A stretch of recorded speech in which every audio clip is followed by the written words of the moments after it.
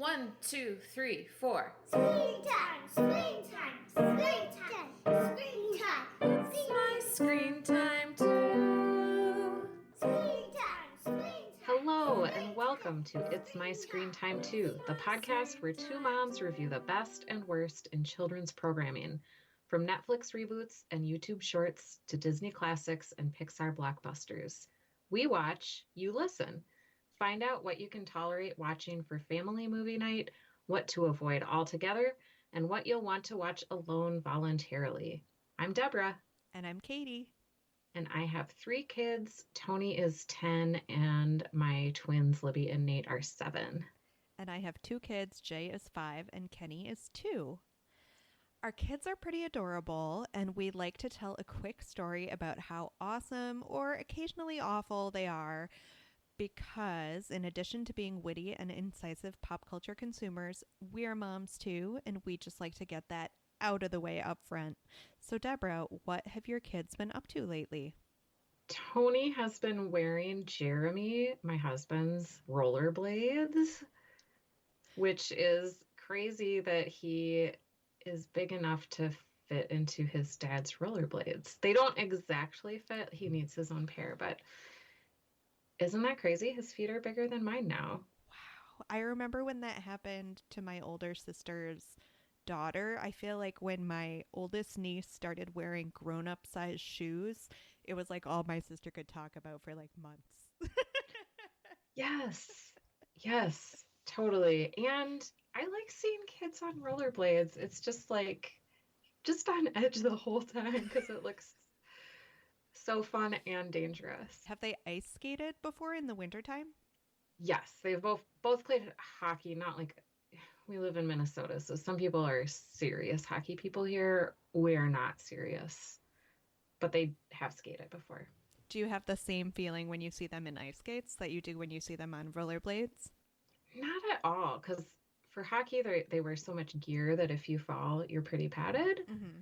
So Libby doesn't supervise their safety equipment? She's got all her pads, like elbow pads, knee pads, wrist guards. Tony just doesn't have that yet because he's just been borrowing Jeremy's, but he does wear a helmet. No major scraped knees yet, which is good. Every time we record, I am shocked at how much they're growing up. Every time we say their ages, it's like you're so rarely confronted with it. You have I a know, 10-year-old. and Kenny's newly 2, right? I know. That's crazy. Well, speaking of my newly 2-year-old, I feel like just everything he says is adorable now because he's in that stage where it almost kind of makes sense, but less often than he would like it to. So lately he's been putting on one of our toy astronaut helmets and going 3, 4, 6, blast off! Oh, that sounds so cute. So a little picture of adorable for you. Before we move on to the depressing, because for Screen Time in the News today, we are discussing an article from the Washington Post from September 4th by Heather Kelly, and it is called "Kids Used to Love Screen Time, Then Schools Made Zoom Mandatory All Day Long." Whew, boy, this article just starts out with a gut punch because it tells you about this kid who has started school and is sitting in front of a Zoom camera for 6.5 hours a day, which I know parents, I'm expressing shock. That could be normal for you now. The article brings up that parents are expecting school to provide education and childcare, and the way that schools are providing this childcare piece is by having children required to sit in front of the video monitor for the entire day, which just sounds so scary to me. I am in Florida, so we are recklessly just sending all of our children back to in-person school, which is its own kettle of fish, and the article does not address it. But this is just a whole different world, and it sounds frankly awful. Deborah, your kids just started school. How are they doing it? It's not the nightmare scenario portrayed in this Washington Post article. And I think they must have scoured the country for the absolute worst Zoom school possible. Mm-hmm. It is very not an ideal situation. It's not at all like real school, but it's not as bad as this article makes it sound. My kids have some scheduled meetings during the day, and then they have like some educational app time, which I am not sure if is critical to their learning or if it's just like the equivalent of like a word search or a dot to dot worksheet that the teacher would pass out for dead time, you know? Right, right. So I'm not crazy about the amount of time that they spend like basically playing like word and math games. So I can't believe that we're gonna probably have to do this all year long. I know. Oh, I'm so sorry. Although I'm sure, like, give us a couple months and we'll be back to it. Yeah. Yeah, well, and I say this like I am a white lady without a job, and I can focus on my kids' needs, and we all have a home and food security, and so I don't have a lot to complain about. It's just so far from the normal that we used to know. It's hard. Yeah, and that's something this article brings up only a very little bit. We have read some other pieces that have focused more on issues of inequality in Wi-Fi access, and that is just a whole kettle of fish that this article barely gets into. It's mostly focused on the disconnect between the idea that like schools had a whole summer to prepare for this and the product that parents are now seeing as their children return to school. Yeah, and also there's the piece in the article about kind of the policing of kids through the Zoom screen. Like they're supposed to wear certain things, and in this article, some kids were getting punished for going to the bathroom, like taking a break and turning their camera off so they could go to the bathroom. And that just seems crazy. Like you and I have done Zooms, and I've done Zooms for like an organization where I'm just one of many participants and I don't have to talk at all. And I just turn the camera off. And why can't kids just turn the camera off? And again, I think it's because of this childcare piece. Like parents want to have some ability to go in the other room and do their own work while their kids are being at least semi-supervised by a teacher at school. Ugh, it's a worst case scenario. Yeah. Not a happy story. All right, should we move on? Do we have any follow-up from our last episode? This is not follow-up, but we watched Mulan. So did we. What did you think? I loved it. It was beautiful, wasn't it? I thought it was really good. It was like, brought me back to Crouching Tiger, Hidden Dragon. There was like a scene that also reminded me very much of the Star Wars scene where Luke is battling Darth Vader and they're over the chasm that I don't even know which Star Wars movie that is from, but Nathan said a couple of times when we were watching it, "Ooh, I love it when people fight in dangerous situations." Me too, kid. Me too. I thought the actors were great.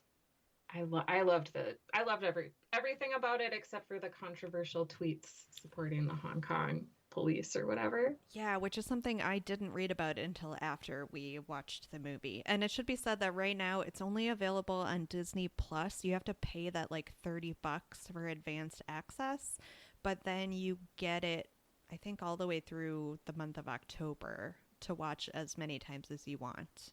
And it's very pretty, so I can definitely see that we'll be watching it more than once. Same. And it sounds like a lot of money for a movie on a service you already pay for, but had we seen it in the theater, we would have spent more than twice that on popcorn. So here are the two things I was worried about in this remake, because I really liked the animated Mulan. One, I knew that there wasn't going to be singing, and I really like the soundtrack from the original. I think it has some great songs. So I was bummed about that, and I thought it was going to detract from my enjoyment of the film.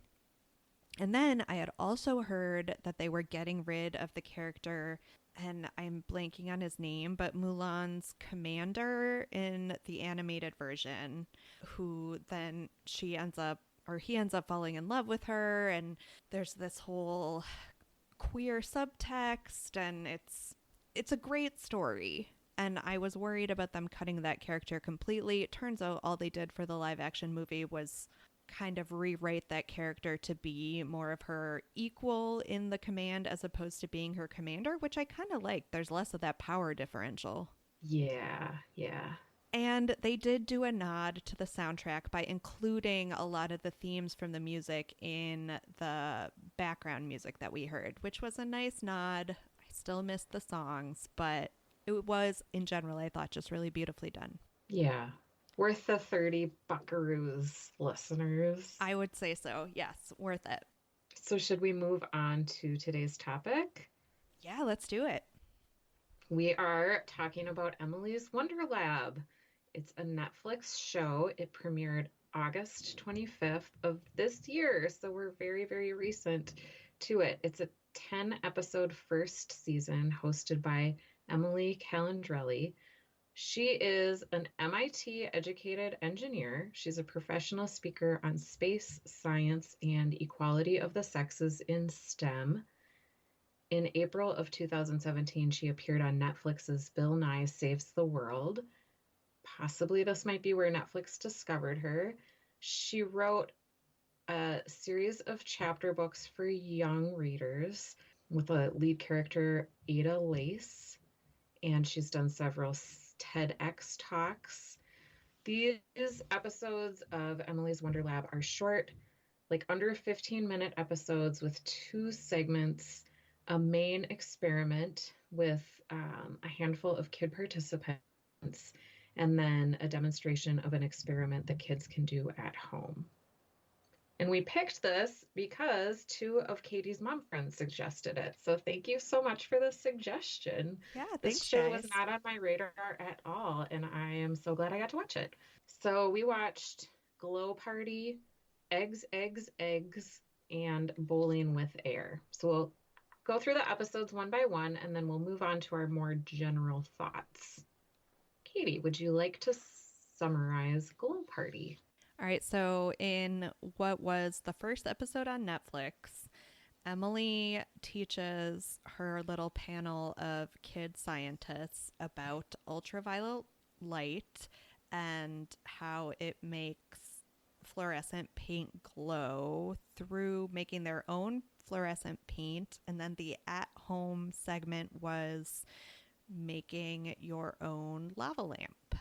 I was really nervous about this show before we watched it, but I liked it quite a bit. I found the 11-minute time to be pretty much just right. I found the scientific explanations to be pretty easy to understand. We will later go into my thoughts on the relative annoyingness levels of the different children, but I thought I thought it was pretty successful and interesting and fun to watch. What did you think? I think it's maybe situational, but I loved it. Yay! We watched the show as a family, and I was like, okay, this is your science class.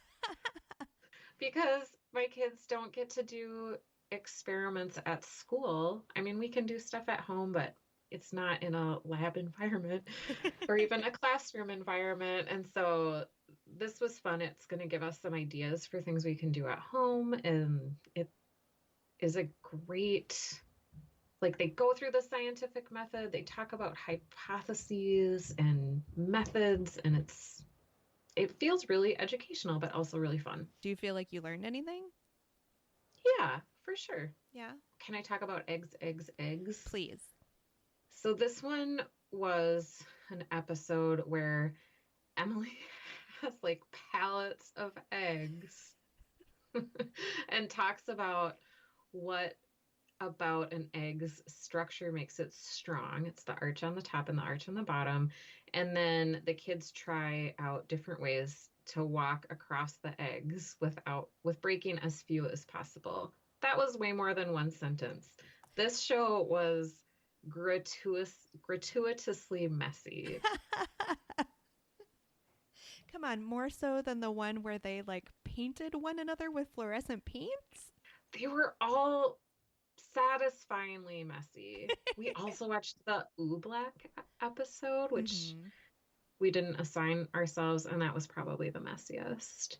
How much do you love saying the phrase non-Newtonian fluids? Because I do. Yeah, totally.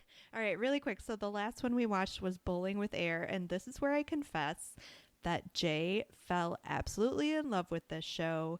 We may have already watched all of the episodes at least twice. So I do not 100% remember what happened with this episode. I know they did something with a barrel and like shoot, like making their own air cannons where they tipped over pyramids of plastic cups. And I think the at home experiment was maybe making a cloud in a bottle. Does that sound right? Cloud in a bottle. Tony really, really wants to do that. And I think it's achievable at home. Yeah, I think, well, that's the thing with these at home experiments. Like, the segment where she shows you how to do it at home, she just offhand has some like really random stuff that, come on, we are not going to have in our homes.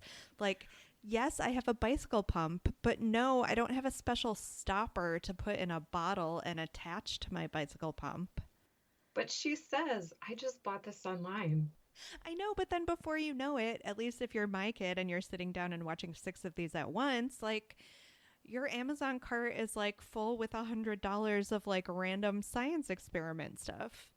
Right. That is an understandable quibble. I don't want to do anything super messy at my house.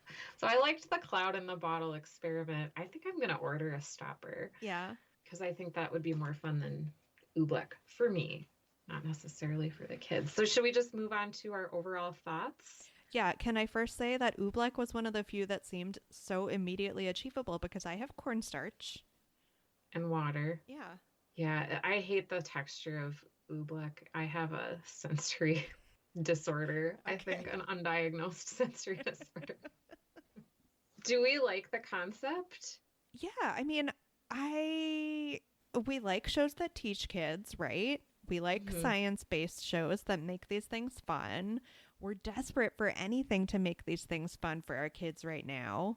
So I think I can speak for both of us and say that the concept was solid. Yeah, I like the concept of any science show. The execution is not always good, but this was like worlds above Sid the Science Kid. Yeah, that's what I was wondering compared to the other explicitly science-y shows that we've watched.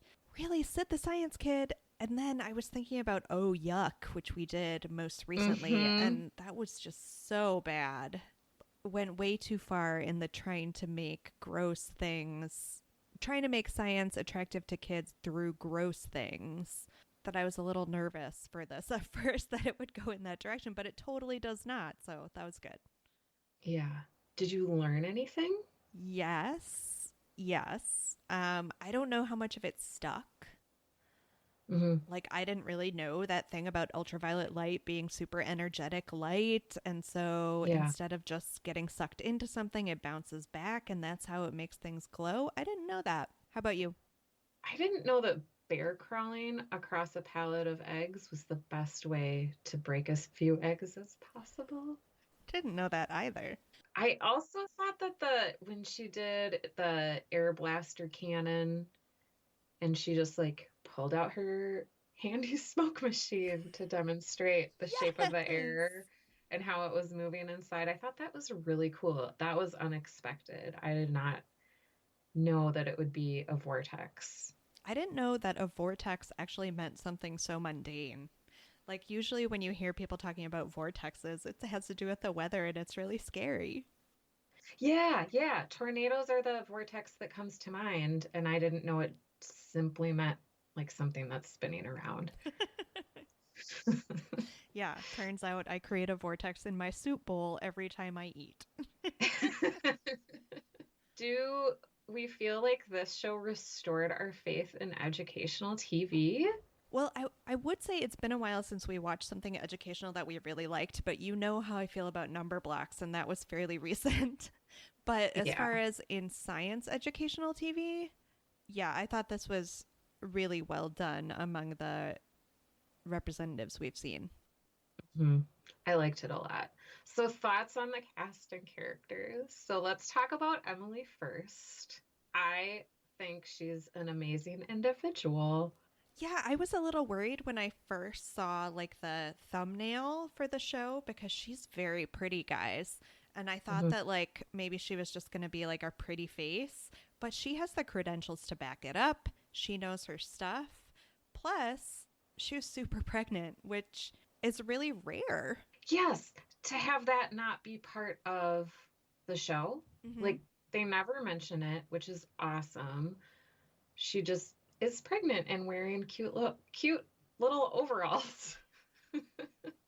What about the kids? I thought that the casting of the kids was really well done in terms of diversity. There were, just a couple of white kids and more black and brown kids, which I like to see. I mean, I don't know if you're thinking what I'm thinking, but they seemed super coached. Yeah, it was like their enthusiasm was so over the top. I wonder if they had had like a snack of Mountain Dew and Sour Patch Kids right before they went on the soundstage. They were super happy. When I was in elementary school, our school had like a forensics competition where like kids have to give speeches. Did you do that in your school? Not in that way, I don't think. Okay, so I distinctly remember being coached at one point while I was making this speech that I had decided to do on like, I don't know, dog sledding or something, to like, when referring to myself, energetically stick out my thumb and point to myself. Like, here's what I think. Listeners, you can't see me, but I'm energetically pointing to myself when I say I. And I feel like these children were coached in a very similar way. Yeah, yeah. There were definitely some, not necessarily stage parents, but some very involved producers in their statements. But for a show like this, I mean, how old do you think those kids were? Like around 9 or 10? I'm notoriously bad at judging that, but yeah, that seems right. They were of the age where if you went into a classroom of kids that age, some of them could be like sullen and uncooperative. And I think I'd rather see kids be over the top peppy than reluctant to participate. You're totally right. Like, what would the alternative be? I'm just saying, from an adult perspective, it was a little grating. Hmm. Definitely. So, thoughts on the length and the structure? For me, 11 to 12 minutes is the perfect length for a kids' show. Agreed. We talked about this a little bit, but do you think you will do any of the at home segments? Yeah, I think we'll do the ones that seem achievable. I'll even let my kids do the oobleck, but I'm not going to touch it. How about you?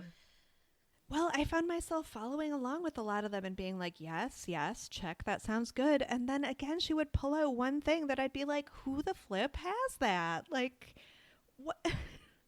And it would just ruin the whole experiment. So we did do a few over the course of the weekend, some like modified versions of the ones that she presented in the show. Like, she does a lot with baking soda and vinegar, which is super achievable. And not that messy. I And love not that one. messy if you do it right. Yeah. So we did a lot of like turning bubbles colors, and I looked up like alternative ways to do, like, she has one episode where she does, is it unicorn toothpaste that she calls it? Like, it's like foam that spews out of a beaker in an impressive way. So we did an alternative version of that. It just, I am not the world's laziest parent, and maybe this will make me sound like it, but it takes so much work to get everything together and set up for this thing. And maybe it's just because my kids are younger, like, they're interested for like 20 seconds, and then they're like, that was great, Mom. What's the next experiment? Yeah. And I'm like, oh, I just took like so long to get all this stuff together, and all you want to know is what the next one is. Yeah, that's the thing about being a parent is like if you were teaching a preschool class, you would actually have a little prep time. Mm-hmm. And maybe that would mean going into work early, but you would have a little time alone to get ready. And as a parent, you don't really get that. My kids are older and can get stuff ready and sort of clean up. So I think for my situation, at-home experiments are more enjoyable for myself. Do you feel like you get more longevity out of them at that age? Not necessarily. Yeah. You have to look at the setup as being part of the deal, I Yeah. guess. And it's just not for my kids yet. So it's like 20 seconds of fun and then lots of cleanup for mommy and lots of nagging about what we're going to do next. Right. Still, I can't hold that against Emily. It's not her fault. It's probably an age thing. That doesn't make the show less cute. I do think it does build expectations. Yeah. So let's talk about the music.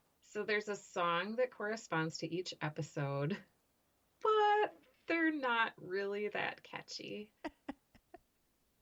You don't have to say that just because I wrote it. Did you find them to be catchy? Okay.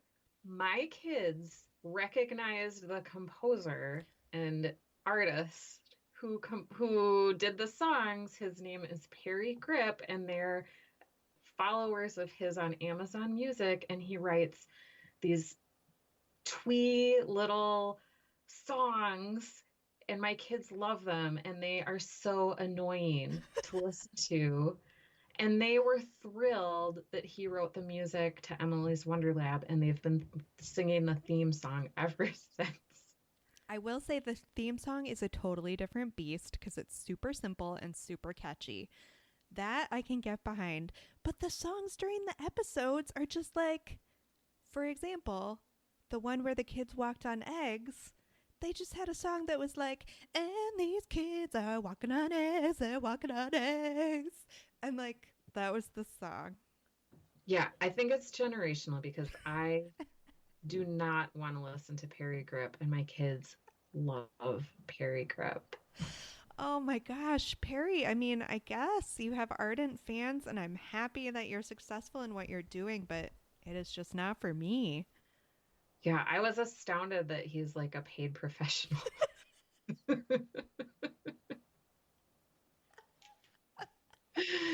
Oh. All right, so thumbs down to the music. So what movie or show for grown-ups does this compare to?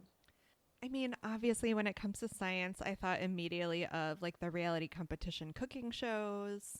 Also, thought of some of the weirder design ones, like the one I randomly watched that was a competition design show that was only steampunk. Oh yeah, that's weird. Super weird and specific. I couldn't think of one that was explicitly science-y, though. How about you?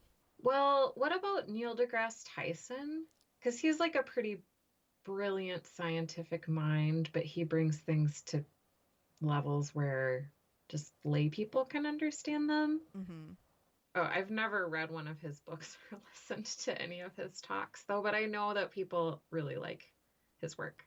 I did briefly listen to a space podcast that he did, and I did not care for it. But what I was going to say was speaking of people who are brilliant at explaining science for lay people, have you watched that Bill Nye show, Bill Nye Saves the World?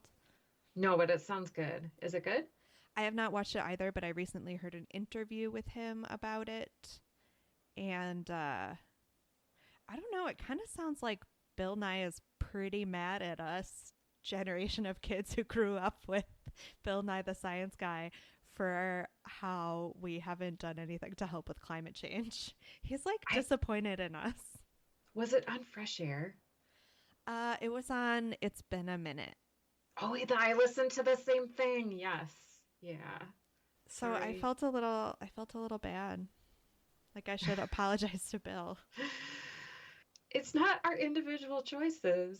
It's society at large. Anyway, let's cast the Gritty HBO reboot. Okay, wait. No. Before we go on to that, so a million years ago when we covered Sid the Science Kid, you were complaining that turning the water off while you're brushing your teeth is like the only environmental lesson that television shows teach kids. Yeah. And they make it seem like it's the world's most important / only thing that you can do. And you were like, why don't they ever move on to something else? And I was like, I agree, that makes sense. But now that I'm constantly reminding my children to turn off the water when they're either brushing their teeth or washing their hands, I'm like, no, maybe we do just need to hear that again and again and again because it's not sticking. I think we do need to hear that again. I think, Bill Nye, we also need to tax carbon. But that's an entirely different conversation for not a children's TV podcast. Probably. Okay, now can we cast the Gertie HBO Yes, reboot? please tell me what you got. Okay. Emily has a very Reese Witherspoon energy to her without that dark edge that Reese Witherspoon has. The dark edge that Reese Witherspoon has cultivated in recent years, but didn't initially have. Right. So I would love to see a Reese Witherspoon show where she does experiments, but they're a little more dangerous. That's all I've got. All right. Yeah. I also just cast the host. She had a cooking show at one point with her husband, who is Italian, but Debbie Mazar, is that how you pronounce her last name? I love Debbie Mazar. Yeah. I really liked that cooking show the couple of times that I saw it. And I loved her, like, just no nonsense. This is how you do it attitude. And I would like to see her do some science experiments. That's a really good one. And she's so good on Younger. I know. I kind of abandoned that show in the middle of last season. Are you all caught up? I don't think I'm all caught up. I kind of forgot about it until now. Are you Team Josh or Team Charles? I like Charles. Oh, I'm totally Team Josh. This is why we work so well together. We don't agree on anything. So was it better when we were kids? I loved the show 3-2-1 Contact, which was a science-y show and educational. So I'm not going to say it was necessarily better when we were kids, but I think I would have loved this show when I was in like late elementary school. I think when we were growing up, there were some good options for science-y shows for already nerdy kids. Mm-hmm. I think the difference from today and shows like Emily's Wonder Lab is that it's a science-y show that casts a wider net and can be accessible and interesting to kids who aren't necessarily of that nerdy bent. That's a really good point. Would you ever watch this alone voluntarily? I've already seen all the episodes to the point that even though I like it, I'm kind of sick of it. I don't think it's as rewatchable as Number Blocks is. So I don't think I would ever watch it alone voluntarily. How about you? We are limiting like video game time now that my kids are having so much screen time for school. But this is a good wind down show, like after dinner. So we're definitely going to watch them, but as a family. I would like to watch one of Emily's TED Talks, and I'll probably do that by myself.